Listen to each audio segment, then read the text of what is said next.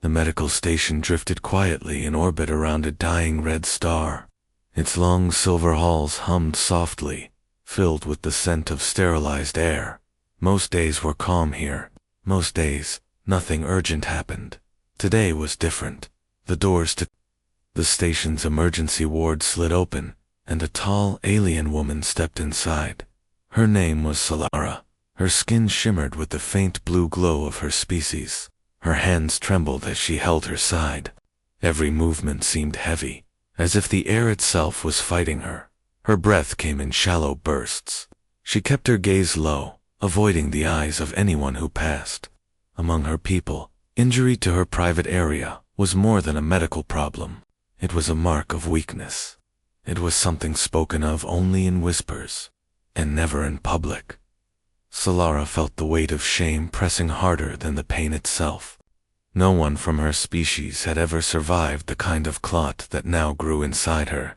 The few who had tried to treat it died within days. Their healers called it the silent curse. She had already visited 2 alien clinics before coming here. Both had failed her. The best equipment, the most advanced medicine in her sector, had done nothing. Now, she stood in a station run partly by humans.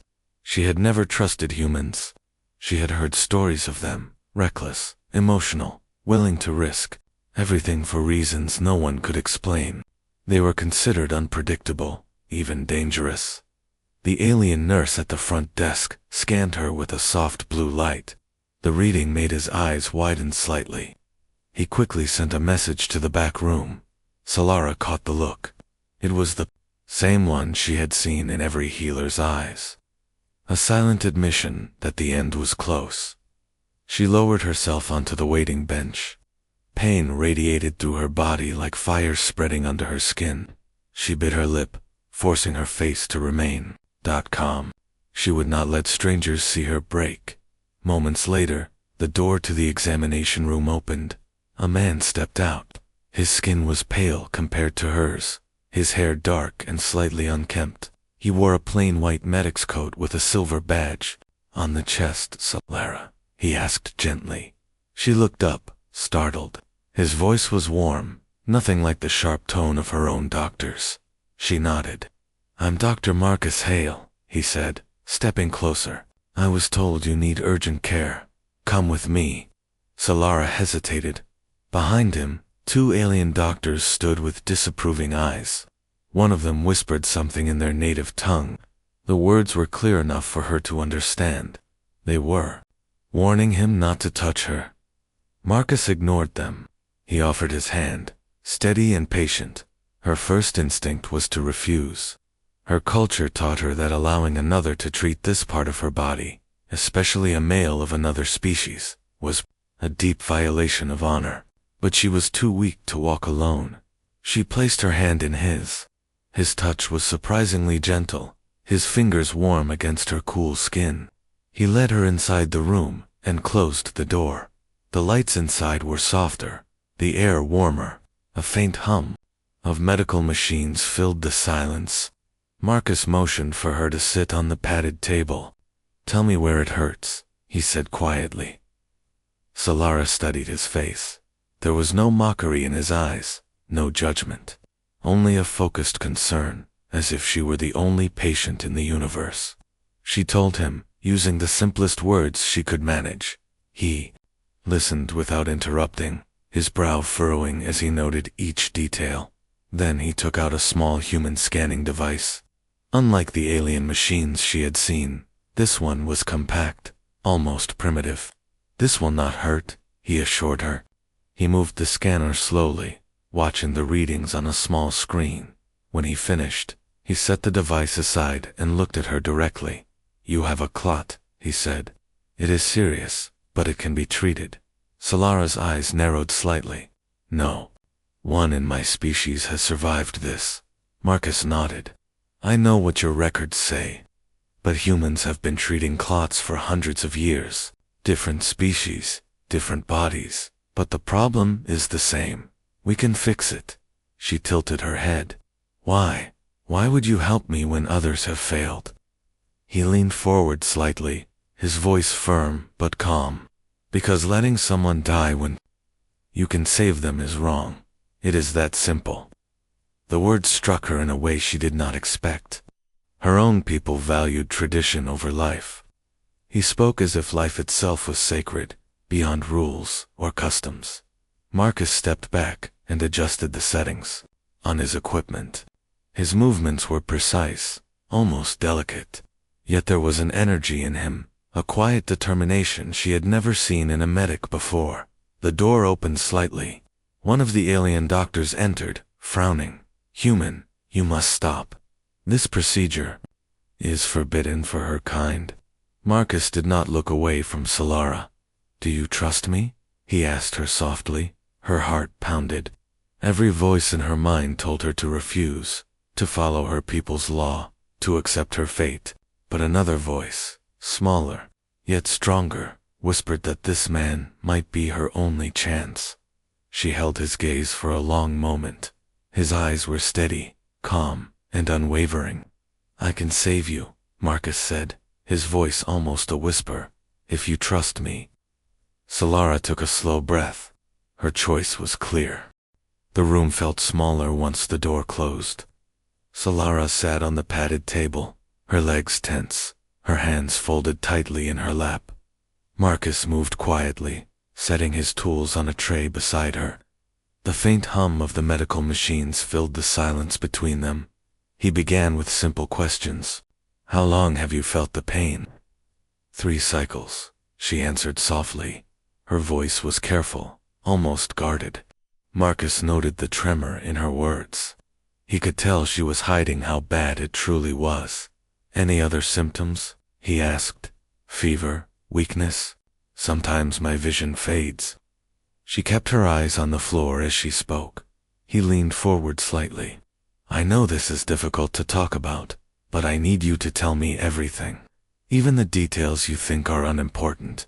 She hesitated, then gave a small nod. For a few minutes, she explained her condition in halting words, revealing what she had kept secret from her own family. Marcus listened without looking away from her. Every word she spoke added urgency to the image forming in his mind.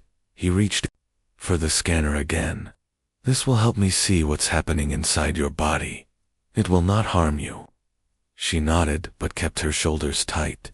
As the scanner passed over her, the small screen lit with shifting lines and symbols. Marcus studied them with a focus so deep it seemed the rest of the world had faded away. Finally, he set the scanner aside. His jaw tightened. The clot was larger than he had hoped, and dangerously close to a main artery. Solara watched his expression. "It is bad, isn't it?" "It is serious," he said carefully, "but not hopeless." Her eyes searched his face. "The others told me it is always fatal." He shook his head. "For them, maybe, but I am not them. Humans have fought clots like this for centuries. We know how to break them apart safely. Even in someone who is not human," she asked. He gave a small smile. "The biology is different, yes, but the principle is the same. Blood is blood, and I have dealt with worse." There was something in his tone, not arrogance, but a quiet confidence that made her chest feel lighter. She tilted her head slightly. "Why are you doing this? For me? You do not even know me." Marcus picked up a sterilized cloth and began cleaning the surface of the examination table. "Because it does not matter who you are. If someone is dying and I can help, I will help." Solara's gaze lingered on him. In her culture, few would risk their own safety or reputation for another person's life, especially if they were a stranger. Yet this human spoke as though it was the most natural thing in the universe. Marcus finished preparing the table and stepped back. "I will need to run a few more tests to make sure your body can handle the treatment. Your people have different reactions to certain medicines, and I need to be precise." "Will it hurt?" she asked. He looked at her directly. "Some parts might, but I will not let you suffer more than necessary." For a moment, neither of them spoke. Then a sharp sound came from the hallway, the quick, heavy steps of someone approaching. The door slid open, revealing one of the alien doctors from earlier. His face was tense. Human, the Council of Healers demands that you stop this. Her family has been notified. They will not allow such treatment. Solara felt her chest tighten. Her family, if they arrived, they would order her to leave with them, no matter the risk. Marcus kept his eyes on her, ignoring the other doctor. You have a choice, Solara. You can walk out now and hope the clot does not take your life in the next few days. Or you can stay, and I will do everything in my power to save you. Her heart pounded. This man was a stranger, a human, yet in this moment, he felt more like an ally than anyone she had known. She took a slow breath. Continue. The alien doctor's voice rose. You are making a mistake. He will damage you beyond repair. Solara turned her head toward him. Her voice was calm, but her eyes burned with a new determination. If I must die, I will die knowing I tried. The alien doctor left in frustration. The door shut again. Marcus gave her a small nod. Good. Now, let's see how strong you really are. He rolled up his sleeves, switched on the main diagnostic console, and began the next stage of preparation. Solara lay back on the table, her breathing deep but steady. For the first time since her pain began, she felt something she had not allowed herself to feel in weeks: hope. The next morning, the medical station felt different. The corridors that had been calm were now filled with whispers. Solara's case had spread through the station like fire, through dry grass. Marcus could feel the stares as he walked toward the treatment room. Some were curious, some were hostile. Solara sat on the edge of the bed when he entered. She looked stronger than yesterday, though the pain still lived in her eyes. They know, don't they? She asked. He nodded. Word travels fast here. Outside the glass wall of the ward, 2 alien medics stood watching. Their arms were crossed, their faces cold. Marcus knew they were not here to help. They were here to make sure he failed. I spoke with your family, Marcus said carefully. They are worried, but they do not trust human medicine. Solara's expression tightened. Worried is not the word. They are afraid of what people will say if I live because of you. Marcus leaned against the counter, arms folded. So they would rather you die than let me try. It is not that simple, she said quietly. My people believe that the body is sacred. If it is touched in ways not accepted by tradition, the soul becomes corrupted. They think a human cannot treat me without damaging what I am. He studied her face for a moment. Do you believe that? She hesitated. I used to. Before he could respond, the door slid open. A tall alien male entered, older than Solara, with the same pale blue skin. His gaze was sharp. I am First Healer Varen, he said, ignoring Marcus entirely. You will come with me, Solara. Your people have prepared a chamber for you. We will tend to you in the proper way. Marcus stepped forward. If you take her now, she will not survive the week. Varan's eyes narrowed. Human, you speak of things you do not understand. She is one of us. You are not. Solara's pulse quickened. She could feel the tension between them like heat in the air. Marcus kept his voice steady. I understand enough to know that doing nothing will kill her. I can treat this clot. Your methods have failed. Varen's voice grew colder. We do not measure success by your standards. A death that follows our customs is better than a life that breaks them. Those words cut deep. Solara looked from one man to the other. She could not deny the weight of tradition, yet she could not ignore the calm strength in Marcus's voice. I will stay, she said finally. Varen's jaw tightened. Then you are no longer under my care. He turned sharply and left without another word. The door closed. The silence that followed felt heavy. Marcus let out a slow breath. That went well. Solara gave a small, tired smile. You speak as if you have done this before. He shrugged. Not with your people. But I have faced enough stubborn patience to know when to keep fighting. As they returned to the examination, Marcus noticed something unusual on the monitor. A subtle fluctuation in the life support systems. Nothing dangerous yet, but strange enough to catch his attention. He ran a quick diagnostic. The readings showed small inconsistencies in oxygen flow, inconsistencies that should not exist in a controlled environment like this. He frowned. That is odd. Solara tilted her head. What is wrong? Probably nothing, he said, though his mind was already racing. Faulty systems were one thing, but here, in the middle of so much resistance to his work, he could not rule out something worse.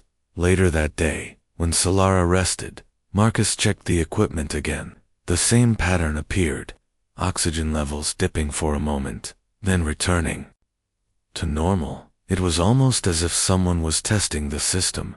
He did not mention it to her. Not yet. Instead, he adjusted the settings, locking out external access to the life support console. He had no proof, but his instincts told him he was being watched, not just by eyes in the corridor, but by hands ready to interfere. As the lights dimmed for night cycle, Marcus stood at the edge of Solara's bed. She was half asleep, her breathing shallow but steady. We will start the real treatment tomorrow, he said softly, and we will finish it, no matter what they do. Solara's lips curved into a faint smile, even in her drowsy state. She trusted him now. Marcus stayed by her side for a moment longer, listening to the quiet hum of the machines. Somewhere in the shadows beyond the ward, a figure moved silently away, leaving only the faint glint of metal tools behind. The fight had already begun. Morning came too quickly. The red light of the distant star seeped through the small window of the ward, painting the room in a warm but uneasy glow. Solara sat upright on the bed. Her eyes followed Marcus as he checked the instruments one last time. His movements were precise, yet there was a heaviness in his shoulders. Are you ready? He asked. As ready as I can be, she replied. He offered a small, reassuring smile. Then we begin. Marcus had spent the night preparing for this. The alien equipment had been reprogrammed to work with human surgical methods. His own portable tools sat neatly on a tray. Some of them were older models, built for field medicine, but they had saved countless lives before. Solara lay back as he secured a monitoring band across her chest. The device began tracking her heart rate and breathing. The steady beeps filled the room like a quiet heartbeat in the air. I will keep you awake for the first part, he explained. I need to see how your body reacts before I move deeper into the procedure. She nodded. You will tell me what you are doing. Every step, he promised. Marcus washed his hands, then slipped on a pair of thin medical gloves. He took her hand for a moment before beginning. Breathe slowly. Let your body stay calm. The more you trust me, the safer this will be. Solara closed her eyes briefly, then opened them again. I do trust you. He began with a scan to locate the exact position of the clot. The screen displayed a faint red mass pulsing dangerously close to one of her vital arteries. The sight would have terrified most medics. Marcus only grew more focused. Here it is, he said, pointing to the image. We will work from the side, away from the main vessel. That will give us a safe path. Solara kept her gaze on his face. She could see the concentration in his eyes, the way he shut out every distraction. He made the first small incision with a precision tool. Her body tensed, but his voice came quickly. You are doing well. Hold still. This part is only preparation. She nodded, keeping her breathing even. Then, without warning, one of the monitors flashed a warning. Oxygen flow had dropped. Marcus's jaw tightened. He glanced at the life support console and saw the same strange pattern from the night before. The sabotage was no longer a suspicion. It was real, and it was happening now. He acted quickly, switching the system to an independent portable tank he had prepared in secret. The readings stabilized within seconds. Solara's voice was low but steady. That was not an accident, was it? No, he admitted, but it will not happen again. He adjusted the instruments and continued. Slowly, carefully, he worked through the layers of tissue. His tools moved with the patience of a man who understood the price of a single mistake. The clot came into view, a dark, solid mass blocking the blood flow. It pulsed faintly, a dangerous reminder of how close it was to ending her life. "This is the hard part," he said quietly. "I will break it apart in sections. Your body will try to fight me, but I will keep you safe." Solara's eyes softened. "I am not afraid." The next hour passed in focused silence. Marcus broke the clot piece by piece, removing each fragment with controlled precision. Her vital signs stayed steady, though her hands gripped the edge of the bed until her knuckles turned pale. Halfway through, the lights in the ward flickered. Marcus froze for a moment, scanning the readings. Power was being rerouted somewhere else in the station. Another attempt to interfere. He activated a manual backup on his own console and kept going. The saboteur would not win. At last, the clot was almost gone. Marcus looked at her and said, "One more section. After this, your blood will flow freely again." Solara met his eyes. "Finish it." He removed the final fragment and sealed the treated area. The monitor showed her heart rate returning to a stronger rhythm. Her breathing eased. Marcus leaned back slightly, exhaling for the first time in what felt like hours. "The most dangerous part is over." Solara let out a long, slow breath. "I never thought I would live to see this day." "We are not finished yet," he said, though his tone carried a quiet relief. "Now we watch, and we make sure your body accepts the change." Outside the ward, unseen by either of them, a shadow moved past the observation window. Whoever had tried to stop the operation was still close. The battle to save Solara was not over. The hours after the procedure were meant to be calm. Solara rested in the recovery bed, her breathing slow and even. The clot was gone, but Marcus knew this was the most dangerous time. Her body could still turn against itself. He kept the monitors close, checking every detail. Heart rate, oxygen levels, blood flow. Everything had to remain stable. For a while, it did. Then the alarm sounded. A sharp red light flashed above the bed. The oxygen reading was dropping fast. Solara's chest began to rise and fall unevenly. Marcus moved instantly. He checked the life support console. The independent tank he had used during surgery was empty. The backup supply was not responding. Someone had cut off the main feed. Her pulse began to weaken. Marcus could see fear in her eyes now, though she tried to hide it. "Stay with me," he said firmly. "I am not letting you go." He ran to his emergency kit and pulled out a small human oxygen unit. It was not designed for her species. The mask would not fit her face properly. But there was no time to think. He held it over her mouth and nose, adjusting the seal as best he could. She gasped, pulling in a shaky breath. "Good, again," he urged. The oxygen helped, but not enough. Her heart rate was still falling. Marcus's mind raced. He needed more than air.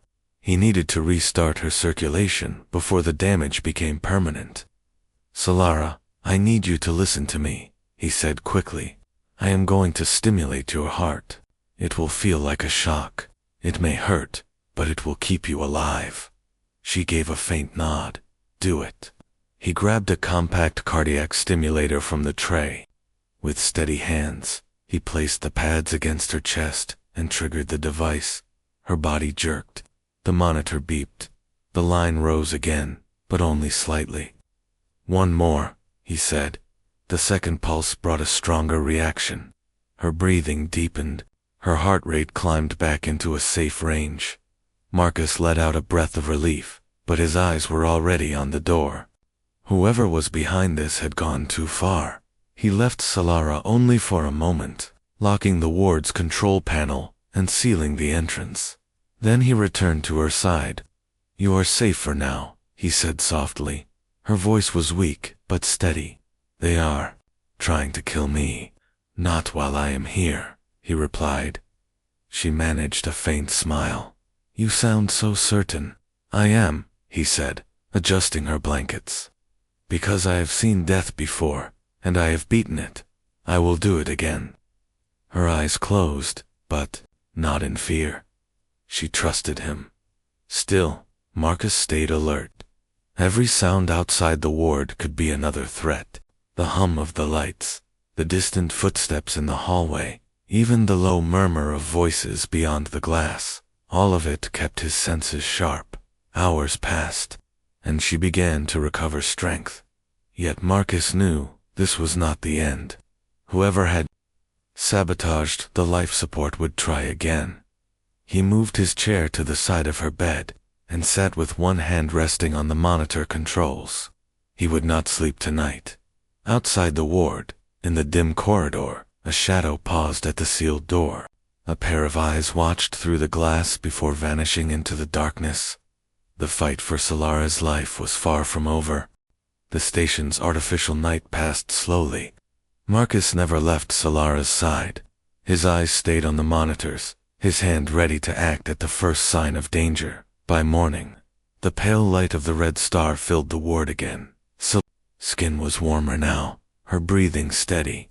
The worst had passed, but Marcus would not let himself relax until he was certain. She stirred and opened her eyes. You are still here, she said quietly. Of course I am, he replied.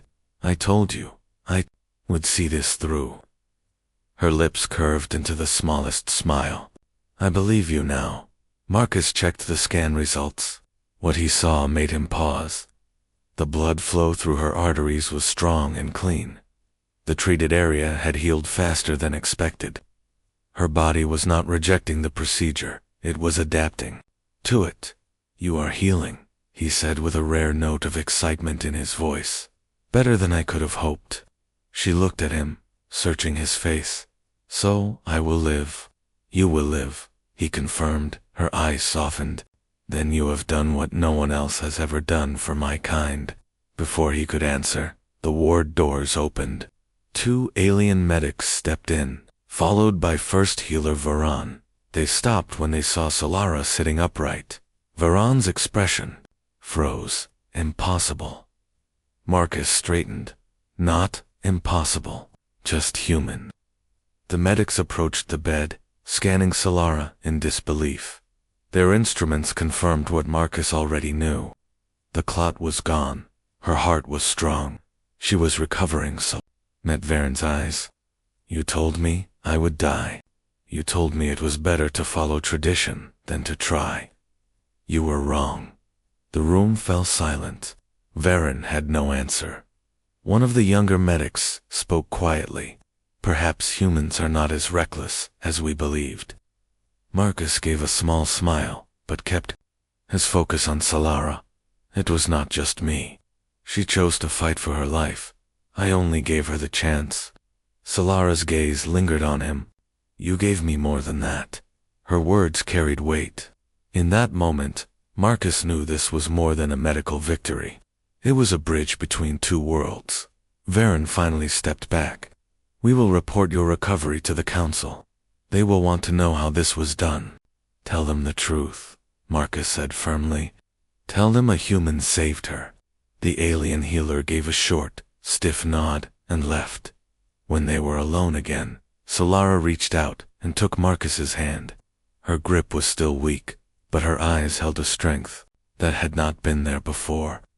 You have changed how I see your people, she said, and how I see myself. Marcus met her gaze. Then it was worth everything.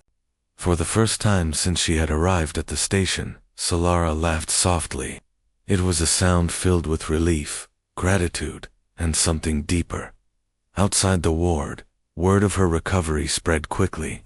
In the halls, alien crew members whispered about the human medic who had done the impossible. Some spoke with curiosity, some with newfound respect. Solara was proof that their beliefs about humans were incomplete, and Marcus knew this was only the beginning. The miracle had happened. Now came the part where the galaxy would have to face it. Solara's recovery was faster than anyone expected. Within days, she could walk again. Her strength returned, and the pain that had haunted her for so long was gone. The ward felt different now. No longer a place of fear, it had become a place of quiet victory. Marcus watched her take slow steps across the room, testing her balance. He could not hide the faint smile on his face. "Not bad," he said. She looked over her shoulder at him. "Better than not bad." He chuckled softly. "You will be back to full strength in a week." The door slid open, and a representative from the station's council entered. She was there to officially discharge Solara. Behind her, a small crowd had gathered in the hallway. Some were alien medics, some were engineers and crew. They had all heard the story. The representative spoke with formal words, praising the recovery as an event that would be recorded in the station's history. She acknowledged Marcus by name, though her voice carried the stiffness of someone unaccustomed to giving credit to a human. When the formalities ended, Solara stood beside Marcus. She addressed the crowd, her voice steady. "You feared that letting him treat me would shame our people. Instead, it saved my life. Let this be a lesson. There is more strength in an open hand than in a closed mind." The words settled over the group. Some nodded, others turned away in thought, but no one could deny what they had seen. Later, when the hall was quiet, Marcus walked with Solara to the docking bay. Her ship waited to take her home. They stopped just short of the ramp. Neither spoke for a moment. The air between them was heavy with things left unsaid. Finally, Solara turned to face him. "I do not know if we will meet again, but if we do, it will not be as patient and medic." Marcus met her eyes. "Then how?" "As two people who share something no one else can understand," she said softly. She reached out, taking his hand in both of hers. Her skin was cool against his warmth, yet the touch carried a quiet fire. "You did not just save my life," she continued. "You showed me that courage is not bound by species, and you reminded me that hope is worth holding on to, even when the world tells you to let go." He gave her hand a gentle squeeze. "You gave me something too. A reason to believe that what we do matters beyond the people we know, that it can change entire worlds." For a long moment, they stood there in silence, holding on to that shared truth. Then she stepped back, her grip lingering before she let go. Solara boarded her ship, turning once to look at him from the ramp. The faintest smile touched her lips before she disappeared inside. Marcus stayed until the ship lifted off, its engines humming softly in the bay. He watched it vanish into the black, leaving only the quiet echo of its departure. He felt a strange sense of loss, but also a deep pride. Somewhere out there, in a corner of the galaxy that had once doubted him, a life continued because he had refused to give up. And maybe, just maybe, the next time humans were judged by what they were, someone would remember Solara's story and think differently. That was enough.